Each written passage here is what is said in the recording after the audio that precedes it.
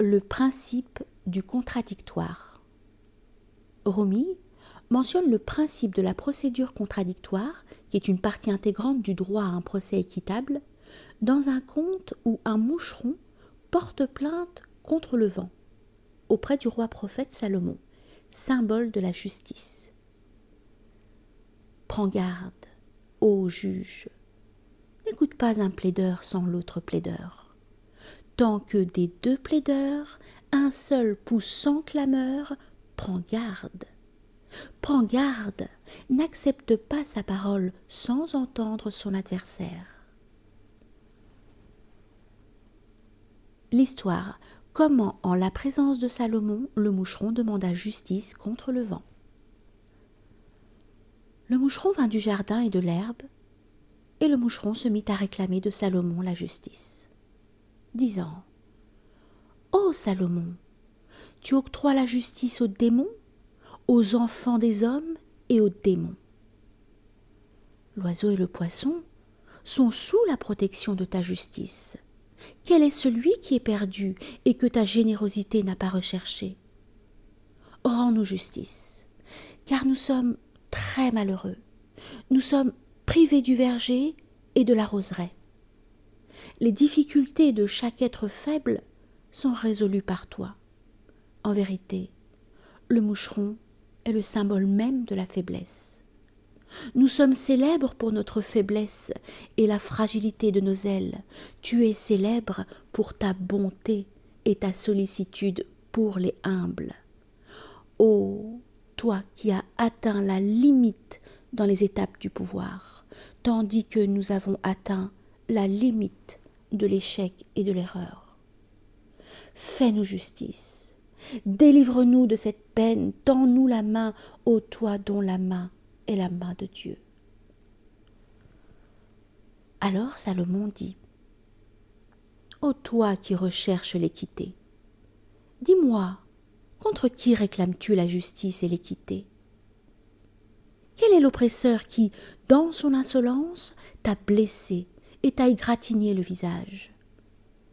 Ô merveille! Où, à notre époque, est l'oppresseur qui ne se trouve pas dans notre prison et nos chaînes?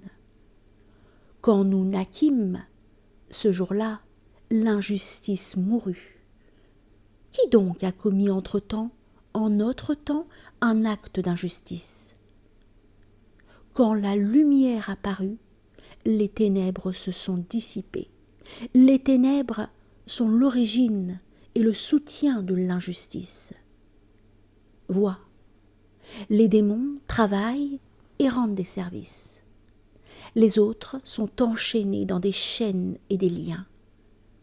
L'origine de l'injustice des oppresseurs provient du démon.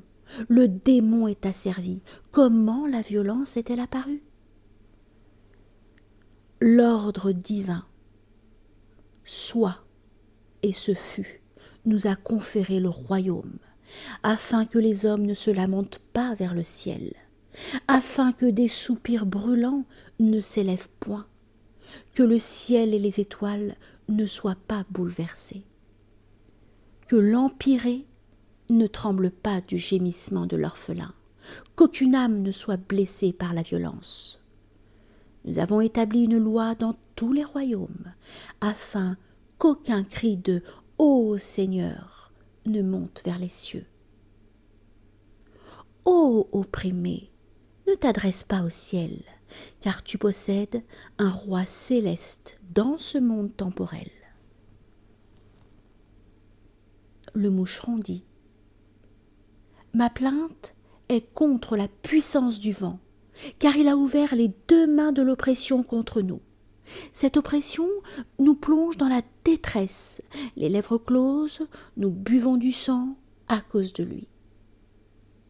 Alors Salomon déclara, ô toi qui as une jolie voix, il convient que tu écoutes de toute ton âme le commandement de Dieu.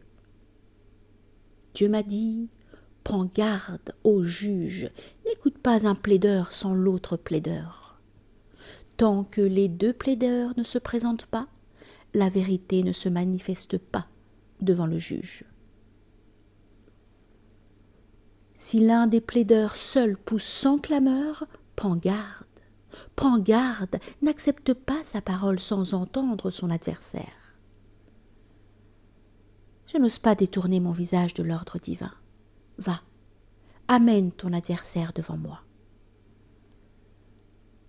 Le moucheron répondit: Tes paroles sont raisonnables et justes. Mon adversaire est le vent, et il est sous ta juridiction. Le roi s'écria: Ô vent d'Est, le moucheron se plaint de ton injustice. Viens, confronte-toi à ton adversaire et réponds-lui. Réplique à ton adversaire. Quand le vent entendit, il accourut en toute hâte. Aussitôt, le moucheron prit la fuite. Alors Salomon dit: Ô moucheron, où vas-tu? Reste, afin que je puisse vous juger tous deux. Le moucheron répondit: Ô roi, ma mort provient de son existence.